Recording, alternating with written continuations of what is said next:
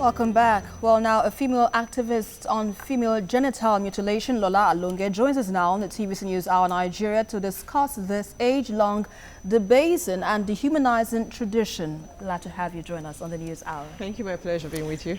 Now, female genital mutilation, how is it done? Or let me start with this. Do we still practice it in Nigeria today? Well, female genital mutilation, which is also referred to as female circumcision, they also call it female genital cutting, is widely practiced in Nigeria. We have a global population of about 200 million who have gone through female genital mutilation. 10% of them live in Nigeria. We have 20 million people who have gone through FGM in Nigeria, and a lot of other young girls and women are at risk. For example, you said, is this still practiced in Nigeria? I'll give statistics now. For example, in Osun State, which is the highest, we have 77% of women and girls who have gone through FGM, and a lot of others are at risk. In Ebonyi State, which follows Osun, we have 74%. And in Ekiti State, we have 72%. And as we speak, in Lagos State, we have 45%. This is a statistics by UNICEF, which was just released. We have realized it's a cultural thing. And it's a culture, it's a tradition. And then some say it's religious. And for the reason, a lot of the people in the community believe in it and they have to do it. But we have realized it's beyond that. It's a way of dehumanizing the girl child. It's a way of violating the fundamental human rights of women and girls. Okay. They say, okay, we don't want our girls to be promiscuous. And we asked, what are you doing about men? Have you put anything in place for your men not to be promiscuous? Why women? The 2013 SDG target, goal 5 there, focuses on gender equality. And one of the issues there on the violation of the fundamental human rights is FGM. And the focus of the leaders who came together to say goal 5 must be achieved by 2030 is to make sure we end FGM.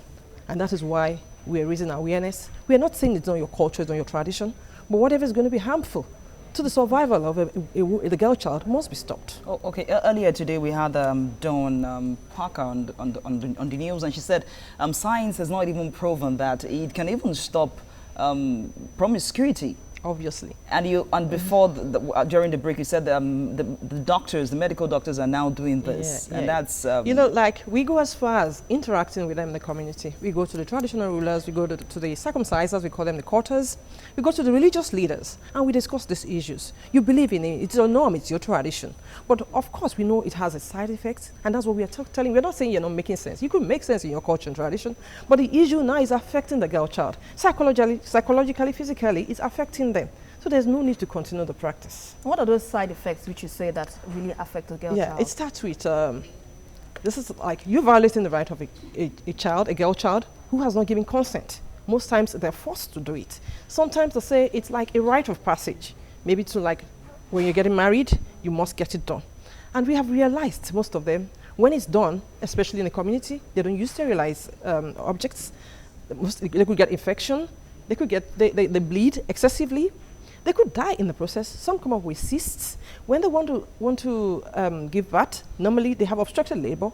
So many issues affects them. And even when they are married, even for sexual intercourse, it does affect them. And that's the reason why we know it doesn't have any benefits. So why do you want to continue the practice? Well, with all this that you've laid bare, you said you gave a statistical number of which is being practiced in Osun and Ekiti State, which is really quite alarming. Why is this practice still done, even in this present generation? Isn't that the campaign is not strong enough, or why not? That's why we are there actually interacting with them. Yes, if this is your tradition, but we want you to see the negative effects, to see the implication of what you're doing, and don't subject the girl child unnecessarily to things that are not necessary. And that is why we have trying to get the policymakers. We got the traditional rulers like the Oni of Ife. We interacted with him to talk to his people where they have the highest prevalence and make sure they stop the practice. We got the government involved. There is actually a law in Nigeria banning FGM. We have the 2015 Violence Against Persons Prohibition Act, and that's been domesticated in some states now, and some states even have laws. A state like Osun has a law of 2 years imprisonment with no fine. So they're like getting even the religious leaders involved as well. Talk to your people. And they have said, well, it's not in the Bible.